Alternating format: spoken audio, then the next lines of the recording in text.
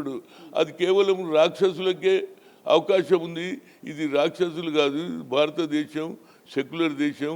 అందరు కలిసి ఉండే అన్ని మతాలు ఉన్నాయి, అన్ని కులాలు ఉన్నాయి, అన్ని భాషలు ఉన్నాయి. కాబట్టి ఆ రోజుల్లోనే స్వాతంత్రం రావడంతో, ఆ రోజులలో ఇండిపెండెంట్ రావడంతో సెక్యులర్ దేశంగా ఎందుకంటే ఈ భారతదేశంలో అన్ని కులాలు, అన్ని మతాలు, అన్ని భాషలు, అన్ని ప్రాంతాలు ఉన్నాయి. కాబట్టి అందరినీ ఏకతాటిపై తెచ్చినటువంటి ఏకైక వ్యక్తి కట్టె లేకుండా, తుపాకీ లేకుండా స్వాతంత్రం తెస్తేనే ఆనాడు సుభాష్ చంద్రబోస్ జాతిపిత ఇస్తే ఆ జాతిపితను కూడా అవమానం చేస్తున్నారు. దాని చట్టాన్ని చేంజ్ చేస్తున్నారు. దానివల్లనే ఇవాళ గ్రామాలలో తిరిగి మీనాక్షి నటరాజన్, మహేష్ కుమార్ గౌడ్ ఇద్దరు తిరుగుతున్నారు. గ్రామాలలో ఏది సభలు పెట్టి ఏ విధంగా మీ పొట్ట కొడుతున్నారు. మీకు గతంలో 100% కేంద్ర ప్రభుత్వం ఇస్తుండే, ఇప్పుడు అది కూడా 60% వాళ్ళు ఇస్తారట, 40% మేము ఉన్నదే. మీరు మా రాష్ట్రంలో అప్పులు చేసి వెళ్ళిపోయినరు. దానికే మేము తేరవలేకున్నాం. మీరు కొత్త కార్యక్రమం పెట్టుకుంటే దానివల్ల లాభం కంటే మీకు నష్టమే ఎక్కువ జరుగుతుందని చెప్తున్నా. ఇప్పటికన్నా ఇలాంటి కల్చరల్ ఏదైతే యాక్టివిటీస్ చేస్తున్నారో దానివల్ల మీకు లాభం కంటే నష్టమే ఎక్కువ జరుగుతుందని సీనియర్ నాయకుడిగా నేను వారికి చెప్తున్నా. ఇప్పటికన్నా మార్చుకోండి, గ్రామాలలో పోండి.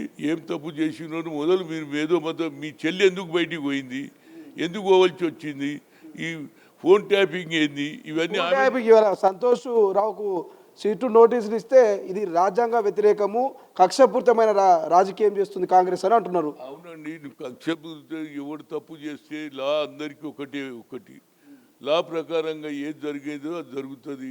డైలీ సీరియల్ ఎక్కున్నది ఫోన్ ట్యాపింగ్ ఇదంతా అంటున్నారు. డైలీ సీరియల్ ఎక్కున్నది ఫోన్ ట్యాపింగ్, సీరియస్నెస్ లేదు, అధికారుల మీద యాక్షన్ తీసుకోవాల్సింది పోయి రాజకీయ కక్ష మా మీద ఎందుకు సాధిస్తున్నారు అంటున్నారు. తర్వాత తప్పనిసరిగా ఎవరు ఇన్వాల్వ్ ఉన్నారో, ఆఫీసర్లు ఉన్నారా, గవర్నమెంట్ ఉన్నదా, మంత్రులు ఉన్నారా అనేది ఇవన్నీ ఏదైతే లోపల క్వశ్చన్స్ అడిగిన దానికి సరైన జవాబు చెప్పకుండా దాటేసి బయటకు వచ్చి స్టేట్మెంట్ ఇవ్వడం అది న్యాయం కాదు. ఎప్పటికన్నా న్యాయం జరుగుతుంది అనేది నా ఉద్దేశం. కవిత గురించి ఏమైనా మాట్లాడతారా? కవిత మీ పిసిసి చీఫ్ మహేష్ కుమార్ గౌడ్ని నా పార్టీలో చేరండి, జాతీయ స్థాయిలో మంచి పోస్ట్ ఇస్తా అని మీ పిసిసికి ఆఫర్ ఇస్తా ఉంది.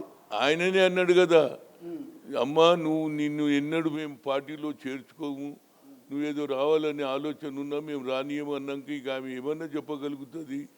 ఆయనకు అందరికీ ఆఫర్ రేపు ఇవ్వాలి, రేపు ఇంకోళ్ళకి కూడా ఆఫర్ ఇస్తుంటుంది. ఎందుకంటే ఆమెకు మంది కావాలి కదా, కనుక ఆమె పని ఆమె చేసుకుంటూ పోతుంది. ఆమెకి కుటుంబ పంచాయతీ రాజకీయంలో పెట్టిండ్రు, ప్రజలు గమనించిండ్రు. వాళ్ళు కొట్లాడుకుంటుండ్రా బాబు, మనకెందుకు, వాళ్ళ పార్టీలు ఉన్నోళ్ళే మాకంటే ఎక్కువ వాళ్ళ చెల్లెలే ఎక్కువ బయట పెడుతుంది. అప్పుడు ఏమేమి తప్పులు చేసిరో దానికి జవాబు చెప్పుండ్రా బాబు. మీ చెల్లెలన్న దానికి జవాబు చెప్పరు. నాటకాలు వేసుకుంటే దానివల్ల జరసేపు నవ్వుకుంటారు, ఆ తర్వాత మర్చిపోతారు. కానీ ఓట్లు మాత్రం రావు. మీ చెల్లెలు ఏదైతే ఆరోపణ చేస్తుందో దాన్ని నిరూపించుకోవడానికి మీరు ప్రయత్నం చేయండి. అదేవిధంగా ఫోన్ ట్యాపింగ్లో మేము చేయలేదని నిరూపణ చేసుకుంటే ప్రజలు కూడా హర్షిస్తారు. లేకపోతే మీరు కూడా ఫోన్ ట్యాపింగ్, ప్రైవేట్ వాళ్ళ ఫోన్ ట్యాప్ చేస్తారు, వాళ్ళని బ్లాక్మెయిల్ చేసిండ్రు అనేది వాళ్ళే వచ్చి సిట్కు చెప్తున్నాము. డైవర్షన్ పాలిటిక్స్లో భాగమే కాంగ్రెస్ మున్సిపల్ ఎన్నికల్లో ప్రజల్ని డైవర్ట్ చేయడానికే ఈ ఫోన్ ట్యాపింగ్ అనేది కేటీఆర్ చెప్తున్నారు. వాస్తవం అనుకోవాలా? అది డైవర్ట్ అని వాళ్ళు అనుకుంటున్నారు. ఏది జరుగుతుంది అది జరుగుతుంది. గతంలో కూడా మా రేవంత్ రెడ్డిని తీసుకుపోయి జైల్లో పెట్టలేదురా బాబు. ఖాళీ ఏది ఇంటి మీద దుంకిండు, లోపలికి వచ్చిండు అనే దాని మీద ఏది ఎయిర్పోర్ట్కి వెళ్ళి అరెస్ట్ చేసి జైల్లో పెట్టి రాలేదా? ఇక మీరు కూడా ఏదైనా ఇలాంటి తప్పులు చేసి తెస్తే తప్పనిసరిగా మీకు కూడా అదే గతి పడుతుంది. అది నా ఉద్దేశం. ఎందుకంటే ఇలాంటి చిల్లర రాజకీయాల కంటే ప్రజలకు ఉపయోగపడేది ఎంతసేపటికి 6 డిక్లరేషన్ అన్నీ చేసి ఒక్కటే తప్పింది. ఏది మన మహిళలకు ఇచ్చే ఏది అయితే డబ్బులే ఇవ్వలేదు. కనుక అన్నీ మేము పూర్తి చేసినాము. ఇంకో 2-3 రోజులలో పెన్షన్లు కూడా ఇస్తాం, జీతాలు ఇస్తున్నాం, అన్ని ఉద్యోగాలు ఇచ్చేసినాం. ఇచ్చిన వాగ్దానాలు బస్సు ఫ్రీ ఇచ్చినాం, కరెంటు దాంట్లో కూడా మేము వాళ్ళకు కూడా న్యాయం చేసినాం, సిలిండర్లకు కూడా తక్కువ చేసినాం. ఇవన్నీ మేము చేసినాం. ఎంతసేపటికి 6 డిక్లరేషన్ కాదు అంటే ప్రజలు తెలియదా? అరే మాకు ఇస్తుంటే వీళ్ళు లేని పనులు వెళ్ళి పెడుతున్నారని అంటున్నారు. లెట్ దెమ్ సర్వే చేయండి. రైతులకు ఇవ్వలేదా, అదేవిధంగా మేము ఇచ్చినటువంటి వాగ్దానాలు ఈ తులం బంగారం ముచ్చట ఏడాడుతుందా ఇలా 1,62,000 అయింది బంగారము ఇక నేను దానికి ఎప్పుడో చెప్పిన నేను చార్మినార్ దగ్గర రాజీవ్ గాంధీ సద్భావన రోజు మనం ఇయ్యలేము అట్లీస్ట్ ప్రతి ఇంటికి, ఎందుకంటే ఏ ఇంట్లో కూడా అడిగినా ఎంతమంది పిల్లలు అంటే 4 ఆడపిల్లలు అంటున్నారు, ఏ పిల్లలు అంటే 5 ఆడపిల్లలు అంటున్నారు. కనుక ఇంతమందికి ఇవ్వలేము, ఇంటికి ఒక్కరికన్నా మహిళకి ఇవ్వాలనేది నా ఉద్దేశం. గతంలో బోనాల పండుగలో ఒక తల్లి అడిగింది, బోనం ఎత్తుకొని, అయ్యా మీరు రైతులకు ఇస్తున్నారు, నిరుద్యోగులకు ఇస్తున్నారు, మాకెప్పుడు ఇస్తున్నారు, మాకంటే అమ్మ అందరికీ ఇవ్వలేము కానీ ఒక్కటికైతే నేను తప్పనిసరిగా ఇంటికి ఒక్క మహిళకి ఇవ్వాలని నేను కోరుతున్నా. తప్పనిసరిగా దాని గురించి నేను ప్రయత్నం చేస్తాను. రైట్. ఈ మున్సిపల్ ఎన్నికలు ఎట్లుంటుంది మీ హవా? మొన్న కంటోన్మెంట్లో గెలిచిరు, జూబ్లీహిల్స్లో మంచిగా మెజార్టీతో గెలిపించుకున్నారు, ఈ మున్సిపల్ ఎట్లా చూపించబోతున్నారు? ఈ మున్సిపల్లో కూడా తప్పనిసరిగా మేము చేసినటువంటి పనులు ప్రజలకు చెప్తాం, మేము ఇచ్చిన వాగ్దానాలు చెప్తాం, ఇంకా ముందు ఏం చేయబోతున్నాం చెప్తున్నాం. హైదరాబాద్ నంబర్ 1 సిటీ అవుతున్నది.